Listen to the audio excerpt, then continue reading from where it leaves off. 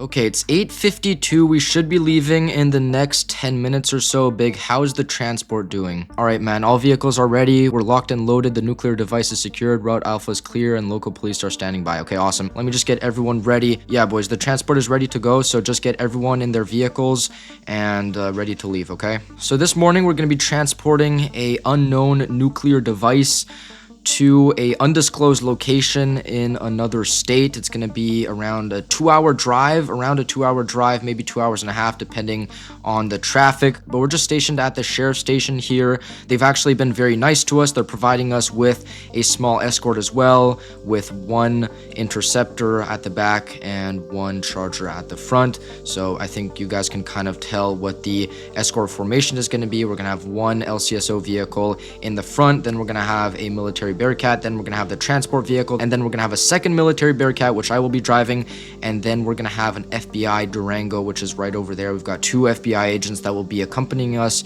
and then we have, of course, one other sheriff vehicle closing the escort off for us. We're doing some last-minute inspections on the vehicles here just to make sure the escort runs smoothly. Usually it does. It's not really like we're going on rough terrain either. We're really just going on paved roads, so should be totally fine. We do this every single week, so it's nothing out of the ordinary. Looks like the sheriff officers are just walking around here before the long drive. Let's just go and talk to this FBI agent here, see how he's doing. Are you guys all ready to go? Yep, waiting on papers to be signed. Okay, awesome. Just for your information, we're leaving in like the next 5 minutes, so just get ready, okay? Hey, deputy, you're the person driving the lead vehicle, correct? Yep. Okay, so you've got the route like memorized in your mind, I hope, right? We've given you this like a week and a half ago, so you should be ready, I think. Tell me if there's anything that's unclear, because the whole escort relies on you, and if you make a mistake, not to put any pressure on you, but the whole thing becomes disorganized and it can be a huge risk, okay? So yes, you do. Okay, perfect. Well, good luck. I'll see you in 2 hours and a half or 2 hours, depending on the traffic. And yeah, just do your best, okay? I believe this is your first time. It's really easy. Just basically drive to the location. I believe you've been told this many times, but make sure to keep your speeds relatively low compared to the speed limit, okay? We don't really want to drive very fast, all right? Okay, here comes the transport vehicle. Let's just make sure it can easily get out of the parking garage. Yeah, I think it's good. Okay. All right. Looks like it's driving fine. We have had a little bit of trouble with this vehicle recently because of how old it is. I mean, it's been transporting a huge amount of extremely heavy equipment for the past 15 or 20 years. So it's definitely starting to get worn down a little bit. What is that noise? Y'all hear that?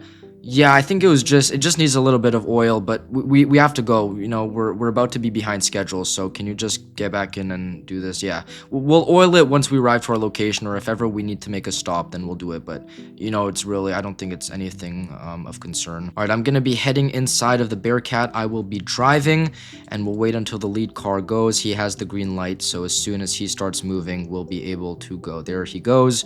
Alrighty, there we go. He's got his lights on. Same for the rear vehicle. I guess as soon as he leaves the parking. And we have that FBI vehicle at the back. Here we go. The start of a 2-hour drive. The seats on this thing are definitely not the most comfortable. It's not made for comfort. But you know, we've got air conditioning and stuff, so it should be fine. We've got a few snacks. I really wish we could switch drivers in the middle of the route, but unfortunately we're not allowed to stop unless there's a emergency, or like a real reason to do so. So I'm really just locked in the seat for the next 2 hours here, and yeah, as I mentioned earlier, it's not a comfortable one at all. Looks like we've got a little DOT scene going on here. Looks like a vehicle crashed or something and is being towed away by a heavy wrecker. Why is it being towed away by a heavy wrecker, bro? That's just like a normal car. Usually heavy wreckers are used for like big trucks and stuff. Like if my Bearcat broke down, I think a heavy wrecker would be the appropriate vehicle to tow it. Maybe it's because they didn't have any normal tow trucks available or any flatbeds available. I don't know. It's a very nice day though, and I have to say, not a lot of traffic at all. So a very, very smooth drive here. That roundabout was a little bit butchered, but I think it's fine. I mean, it is very difficult to drive a vehicle that long. Obviously, we do need to keep a lookout for any suspicious people or vehicles approaching our escort. Usually we drive by pretty quickly, so that never becomes a real concern. Anyways, here we go for a pretty sharp turn. Hopefully that transport vehicle does well on this thing, because it was having strange noises before. What the heck? Whoa, whoa, whoa, whoa, whoa, whoa, whoa. Everyone stop, everyone stop. What the heck just happened? What on earth? Okay, everyone out, everyone out, everyone out. Yo, the transport vehicle just crashed. Okay, yeah, shared vehicle, you block off the road. Okay, all of you guys come with me quickly. Let's go, let's go. All right, secure the transport, block off the road even further over there. Yo, Big, what happened? Why did you crash? The noise got bigger? What kind of reason is that? And the steering wheel locked up? Oh my gosh, what was that? Okay, yeah, maybe we should have addressed that strange sound before we left.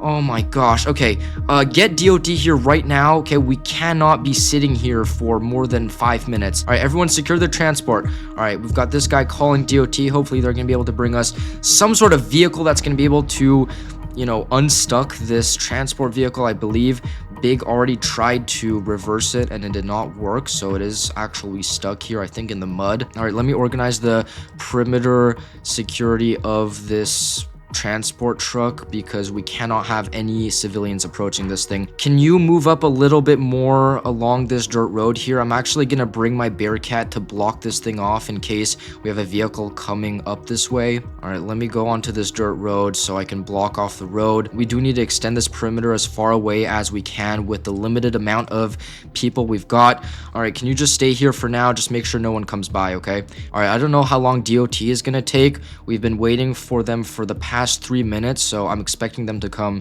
in the next 2 minutes. I mean, this is a #1 priority, so they should be dispatching the first tow truck they have available, or even like dispatching a tow truck that's currently in use, because this takes priority over, I think, everything else going on in the county right now. The sheriff officers are providing protection this way. We've got FBI and some more deputies providing security at the other side of the road, and then we have my Bearcat blocking this dirt road over there with 2 other military personnel. So we've got this place under lockdown right now. Obviously there is this cliff here that I would like to protect if we had enough people, but unfortunately that's not really an option for us right now. I don't even think there's anything that way, so I would doubt anyone would come from there, so I don't really think that's necessary. But yeah, oh, there's the DOT. Okay, come on guys, let the DOT in, get those cones out of the road. All right, come on, let's do this quickly, get them through.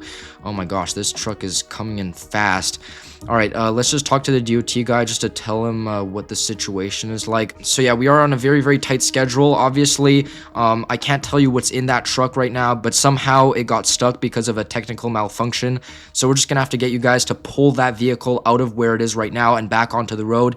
If we're not able to repair it in under 2 minutes and we cannot drive it, then we're gonna ask you to complete the rest of the route with us by pulling our transport truck, okay? So yeah, get to work, do whatever you want. If you need assistance, then we're here to help, obviously, but just do this as quick as possible, please. All right, these guys seem efficient here. They're already getting into position to pull that transport truck out of there. I am very, very glad that they brought this heavy wrecker to do this. This might actually be the one we saw on the side of Riverside Drive, so it might have actually been in use at the moment we called it, so I'm very glad they were able to abandon whatever they were doing to come and respond to this situation. But yeah, definitely a normal tow truck would not have been enough to pull this transport truck out of where it is right now, so I'm glad they brought in like an actual heavy tow truck here. This thing has clearly got a very powerful engine. All right, here we go. We're proceeding to the extraction of the transport vehicle. We have like a second DOT vehicle here as well. It's some sort of van with a ton of equipment in it, I'm guessing. The engine blew a fuse when we started it. Okay, that explains why it crashed. We can't fix it. We can't. Tow needed. Are you sure? Because, you know, having a DOT vehicle towing our transport truck, our nuclear transport truck, is a big liability. I think you know that. Oh my gosh. Okay, there they go. Wait a second, Big. Sorry. Yeah, they're just pulling it out of there. Oh my gosh, that does not look like it's an easy task. Yeah, they've got like these 2 ropes attached to the end of the truck, and they're trying to like pull it out of there, like nudge it out of there. Okay, I spoke with one of them. They are open to helping us. Okay, stop tipping it over. Yeah, I mean, I think it's fine, Big. This thing, yeah, don't worry. Just let's just here come to the other side. We'll just make sure it doesn't tip over. Not like we can actually stop it if ever it does. But yeah, I think it'll be fine, Big. I think it'll be fine. This thing can definitely withstand a certain inclination. There we go. He's slowly pulling it out. Oh gosh, I do not like to see that. Yeah, that is just completely ruining the bottom of our transport truck there, but it's all we can do right now. Okay. Perfect. Okay, everyone back in your vehicles. Let's go. We're getting this escort started again. Let's go. Everyone back to your vehicles. Let's go. We're moving. All right, let's quickly join the escort here. We're a little bit late. Okay, let's go. Let's get this thing moving. We're gonna go before this DOT vehicle. This DOT vehicle is gonna be going last because the security of this transport is the priority. Okay, let's go. So the DOT worker does not know the route we have. He's just basically following the Bearcat that's in front of him. Obviously, this DOT worker had nothing to do with the planning of this escort. He doesn't have any security clearance. We have no idea if we can even trust him. So this is a big risk we're taking, but at the same time, you know, there was no way he could have known this was going to happen in advance. So we were like 99.9% sure this guy is purely doing this to help us. He's been doing a very good job. We are changing slightly our route here, going through the city instead of going around it. This is the faster way. Usually we don't like going through the city, but since it's not very busy and we've got this situation going on, we thought it was the smartest move to just go the fastest route as possible so we can quickly get to our location, so we can, you know, get this transport truck repaired or whatever, because I definitely don't like seeing that nuclear transport truck with like radioactive material being towed by this heavy wrecker DOT truck from Liberty County. Like, that's not the safest thing. We are gonna be driving at a little bit of a faster pace here. I don't really like these low speeds we're at right now. Never mind, I'm just distracted. But yeah, we should be going at around 30 miles an hour here, and once we're on the highway, I'd like to reach speeds of around 50 or 60 if possible. The escort seems to be going well. However, we've got still the same formation, but we've got another DOT vehicle there at the back, probably with some emergency equipment in case something goes wrong. This is on me. My job is gone. It made a noise. Man, I mean, I'm not blaming. Oh my gosh, we have a little bit of an issue here. Oh yeah, this is a little bit hard even for the heavy wrecker, I think. Please don't take the blame.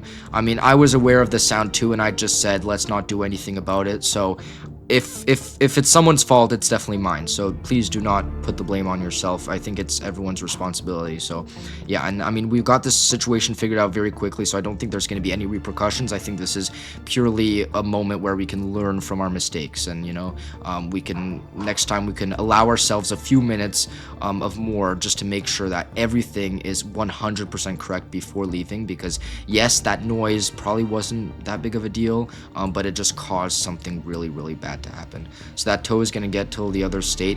Yeah, that's exactly right. This tow truck is going to be pulling our transport vehicle all the way to the other state where our location is, or our destination is. So yeah, I mean, this whoever this DOT worker is, he's gonna have a 2-hour drive back to Liberty County once he's done, which kind of sucks for him, but we'll make sure we thank him and we're nice to him, and yeah, we make his job as least stressful as possible.